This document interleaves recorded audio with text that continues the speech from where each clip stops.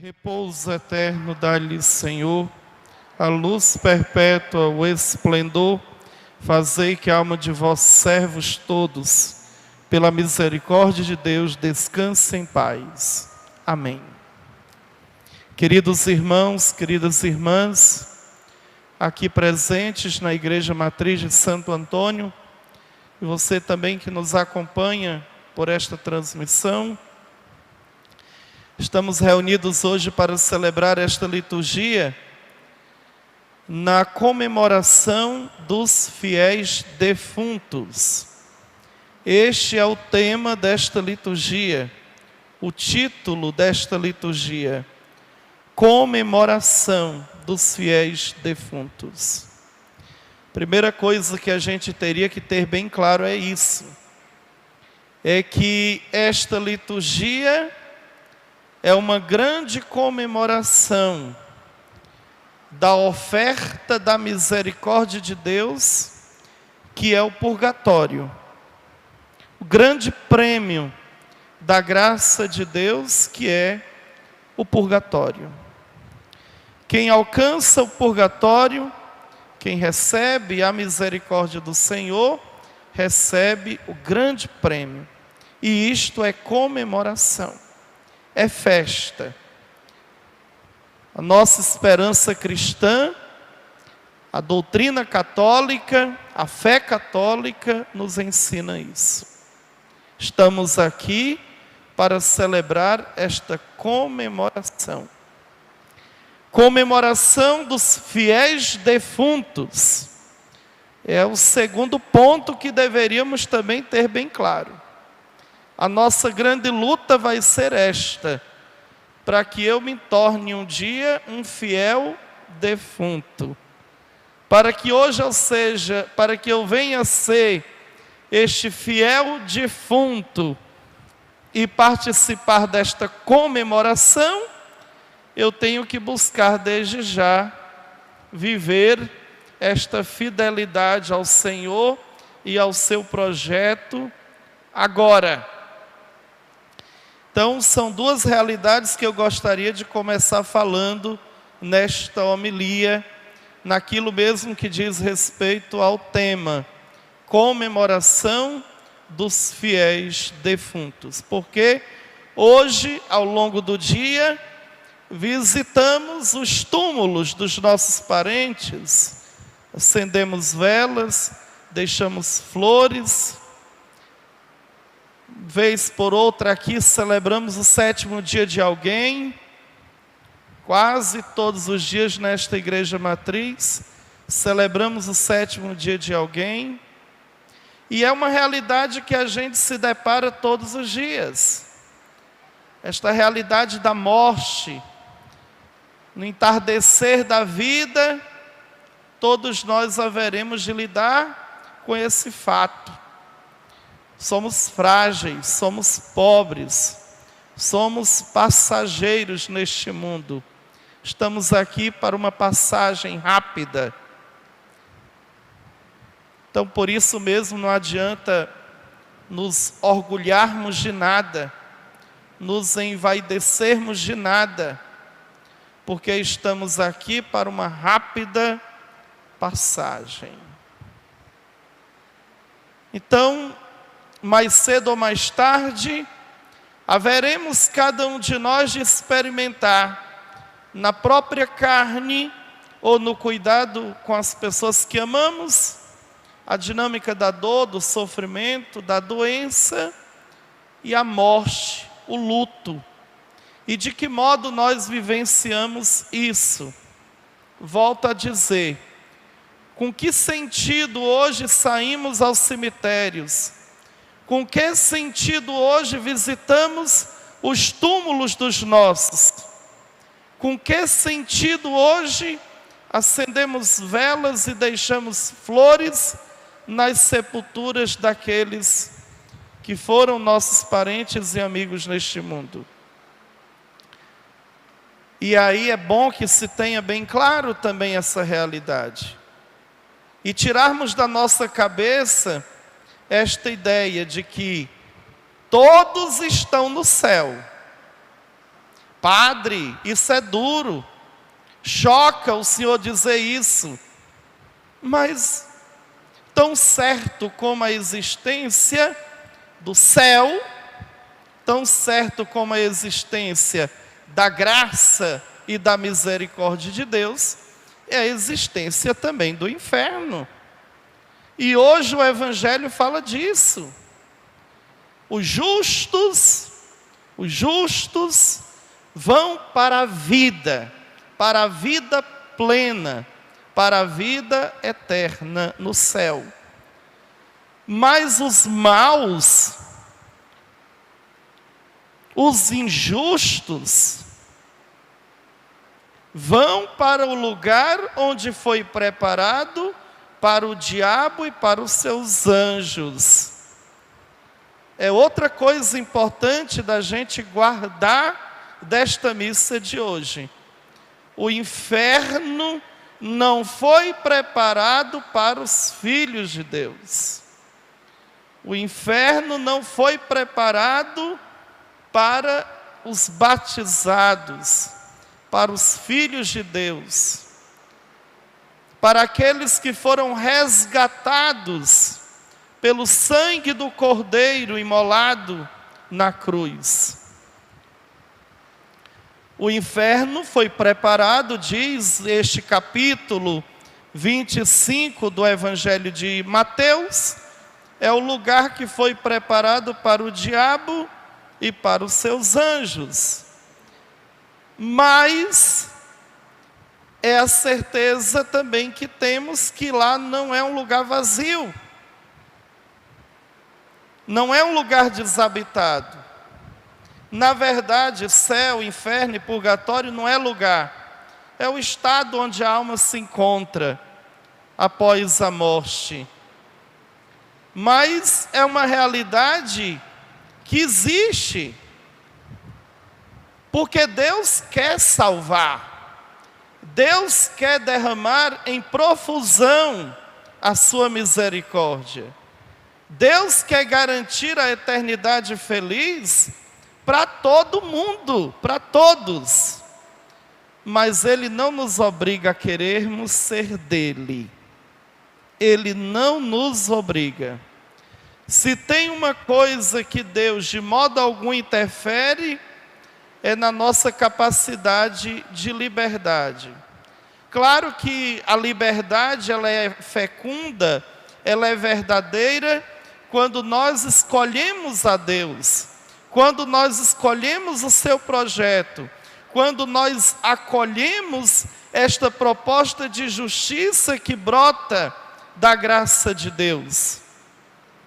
Mas Deus não interfere neste livre-arbítrio que eu tenho de escolher entre o bem e o mal, entre a justiça em Deus ou a injustiça, entre fazer a vontade de Deus e seguir os meus próprios caprichos mundanos. Então esta realidade é importante que hoje tenhamos também bem claro nesta liturgia. Não nos iludamos. Todo mundo que está enterrado no cemitério de Quixeramobim não está no céu, não. E é duro dizer isto? Choca dizer isto? Choca. Talvez seria melhor que um padre que dissesse: não, Deus é bom, Deus é misericórdia, todo mundo vai para o céu. Mas não é bem assim. Eu tenho que me esforçar a entrar na lógica desta caridade de Deus. Nós vimos no Evangelho de hoje, seremos salvos pelo amor, seremos salvos pela caridade, seremos salvos pela graça, pela caridade de Cristo, e somos convidados a responder a esta caridade. A justiça que vimos no Evangelho, os justos haverão de ir para junto de Deus, não é uma justiça humana. Esta caridade não pode ser vazia de sentido. Esta caridade não pode ser vazia de um sentido cristão. Eu posso, todos os dias, dar comida aos pobres. Eu posso, todo dia, vestir os nus. Eu posso, todos os dias, dar de beber a quem tem sede. Mas se eu não tiver um sentido da caridade de Cristo que move a minha caridade, isto é um ato vazio, é uma caridade vazia de sentido, é uma ação vazia de sentido. Então o que é que está por detrás deste evangelho? A caridade de Cristo me impele. Se eu sou bom, não sou bom em mim mesmo. Se eu sou misericordioso, esta misericórdia não nasce e acaba em mim. Ela procede da graça de Deus. Eu só posso ser bom se o Espírito Santo de Deus me conduzir à plena bondade. Então tudo é graça de Deus. E não tem como eu ser bom diante de Deus em alguma coisa e não prestar na maioria das outras coisas. Então esta justiça de Deus é a vivência dos mandamentos. E o que me fará alcançar a beatitude, o que me fará alcançar a alegria da vida eterna, é a justiça de Deus, a vivência dos seus mandamentos. E graças a Deus, esta nossa reflexão, ela está fresquinha com o evangelho do último domingo. Amarás o Senhor teu Deus de todo o teu coração, com toda a tua força, com toda a tua alma, e ao próximo como a ti mesmo. O amor a Deus, a observação da sua lei, o cumprimento dos seus mandamentos, é que vai me fazer entrar na lógica desta proposta de felicidade que o Senhor me faz, na proposta de caminhar rumo a esta alegria, a esta felicidade, a esta beatitude perfeita no reino dos céus. A gente poderia falar muito mais hoje aqui, mas eu gostaria de sinalizar estes pontos e fechar esta reflexão com algo que eu considero muito importante. Esta festa de hoje, esta liturgia de hoje é uma festa católica. O dia de hoje, o feriado que se tornou dia de finados, para muita gente ir no cemitério, fazer sua visita, e hoje vai no cemitério quem acredita em Deus, quem não acredita em Deus, quem vive a fé cristã, quem não é cristão, para cumprir um ato, um ritual, apenas simbólico ou no sentido mesmo emotivo, afetivo, ou tão somente saudoso. Esta data, este feriado, esta festa é uma festa católica. E ela deveria ser vivida, pelo menos por nós católicos, com este sentido católico. Ontem, dia 1º, celebrávamos todos os santos. Na verdade, a igreja no Brasil deixa esta liturgia para o próximo domingo. Mas celebramos todos os santos no primeiro dia de novembro e no dia 2 celebramos a comemoração dos fiéis defuntos. Quando eu digo que esta festa que esta liturgia, ela sinaliza aquilo que há de mais católico, é para que a gente possa entender o valor, o sentido daquilo que hoje fazemos. Eu posso visitar o túmulo, eu posso acender uma vela, eu posso colocar flores na sepultura, mas com que sentido eu faço? Que sentido eu dou a esta visita? Que sentido eu dou ao dia de hoje? É apenas uma lembrança afetiva? Não. Pois digo que não. Esta liturgia sinaliza aquilo que há de mais católico. Evidencia aquilo que há de mais católico. E nós professamos a fé. Nós rezamos o credo. Creio na comunhão dos santos. Creio na comunhão dos santos. Quando nós celebramos a Santa Missa, e não há um acontecimento na face da terra, não há um ato humano na face da terra, que se compare ao valor de uma Santa Missa. Porque quando nós rezamos a Santa Missa, se evidencia por excelência esta comunhão. Quando nós celebramos a missa, nós vivemos em plenitude aquilo que é esta comunhão dos santos. A igreja da terra se une à igreja do céu.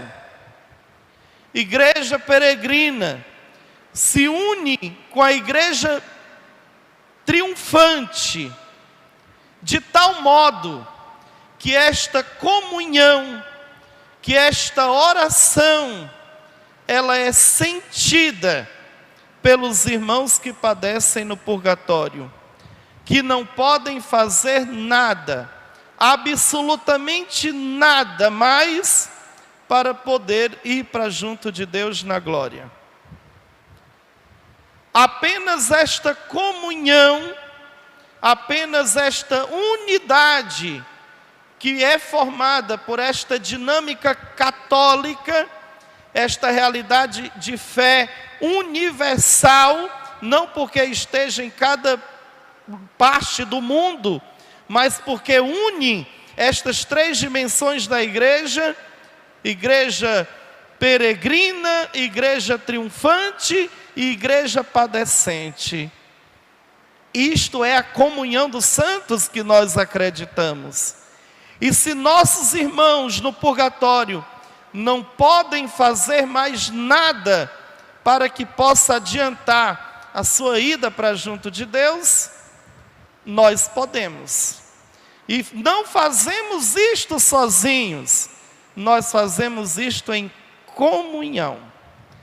E isto é o mais bonito do céu. Quem é que está no céu?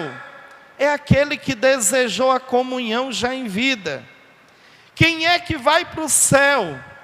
É aquele que desejou a comunicação em vida. Quem é que vai para o céu?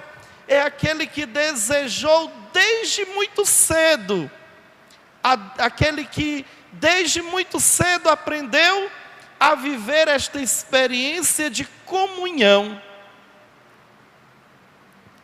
Quem é que vai para o inferno? Quem é que está no inferno?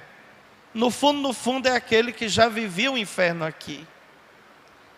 No fundo é aquele que já era acostumado a esta experiência de solidão. Mas não é uma solidão causada por uma doença, não é uma solidão causada por um abandono, mas aquele que se acostuma a olhar apenas para si, a viver o egoísmo, a viver a vaidade, a viver o apego a coisas, a situações que possam lhe garantir algum tipo de segurança aqui neste mundo. Então, queridos irmãos e irmãs, a nossa vocação é o céu. A nossa vocação é a vida eterna com Deus. A nossa vocação é a vida plena que brota do Evangelho. Mas nós temos que querer. Nós precisamos lutar. Nós precisamos nos esforçar para viver esta justiça. Esta justiça em Deus, que quer dizer observar a lei do Senhor, não como peso, mas como possibilidade de vida e de vida plena. Que a nossa aproximação de Deus e da igreja, que a nossa aproximação dos sacramentos, porque depois do batismo, a única coisa que pode nos garantir esta preparação para alcançarmos a misericórdia do Senhor é a confissão. Então, que a nossa busca pelos sacramentos, pela confissão, pela comunhão, pela participação na vida da igreja, não seja medo do inferno, não seja medo de Deus, mas seja o santo temor. O santo temor que é dom do Espírito Santo. O santo temor de ficar fora da graça. O santo temor de não corresponder a este amor tão grande de Deus que deseja me salvar. Quando a gente chega perto de um padre para se confessar, apenas por medo do inferno, apenas por medo de ser castigado ao inferno, isto é atrição. O que Deus deseja de nós é uma contrição verdadeira. Eu não quero ficar sem Deus. Eu não quero perder a minha alma tão somente no inferno, mas eu quero responder a este amor que se entregou por mim em profusão. Meu maior medo não é de ir para o inferno. Meu maior medo é de não amar, na medida certa, aquele que me amou e se entregou por mim. Que Deus nos ajude a fazer esta reflexão, para que diante da morte, diante da dor, diante do sofrimento, nós não sejamos desesperados. Quem é o desesperado? É aquele que lhe falta esperança. E o que é a falta da esperança? Ele não espera mais em nada. Nós temos em quem esperar. Nós sabemos em quem colocamos a nossa esperança. Nós sabemos em quem depositamos a nossa confiança. Diante da morte, diante da dor, quanto desespero. Vê nos velórios que a gente vai benzer os corpos. Quanta falsidade, me perdoe dizer.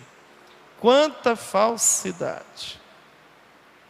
Geralmente, aquele filho, aquela filha, que cuida do pai ou da mãe até o fim, que perde noites de sono cuidando, amando, levando ao hospital, amparando, trocando a sua fralda, está lá no velório, resoluto, tranquilo, firme.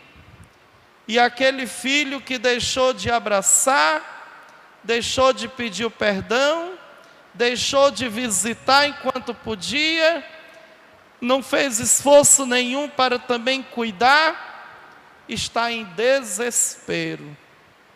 Não existe coisa pior do que o remorso.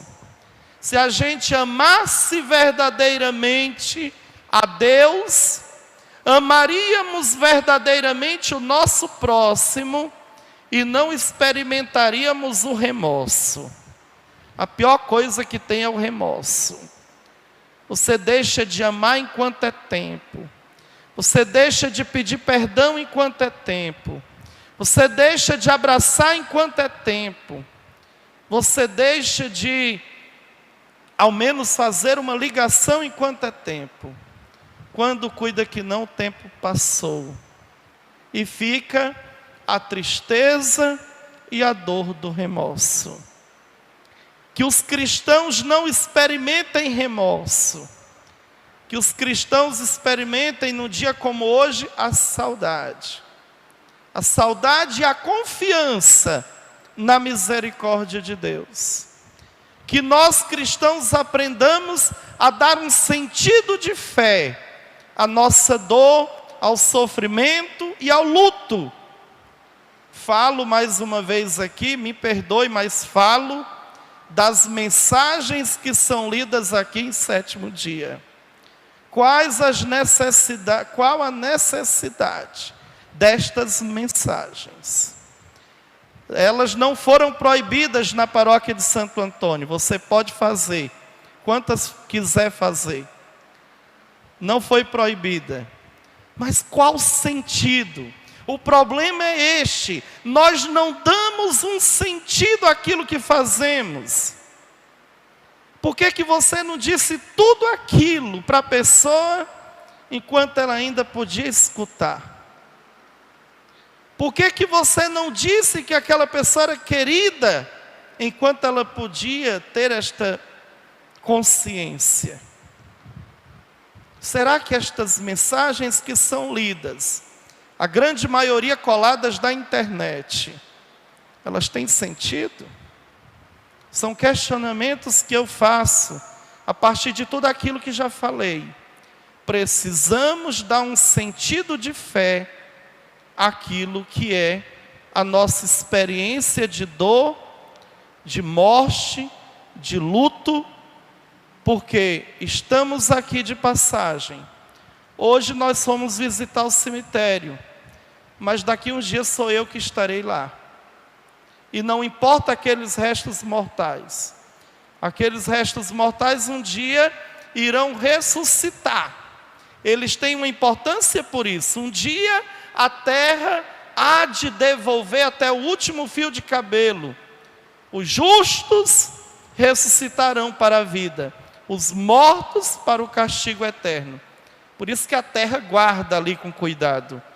Mas logo ao fechar os olhos, neste mundo, apenas 2 caminhos definitivos, e esses 2 caminhos definitivos, um deles já vai estar traçado para nós: o céu ou o inferno. O céu talvez precedido de uma passagem pelo purgatório. Louvado seja Deus pelo purgatório. Mas se alguém, infelizmente, desgraçadamente, não alcançar a misericórdia de Deus, esta pessoa não recebe uma Ave Maria que a gente reza. Esta pessoa não recebe um terço, uma ladainha que a gente faz. Porque ela está vivendo aquilo que ela quis viver, a solidão. Louvado seja nosso Senhor Jesus Cristo. Para sempre seja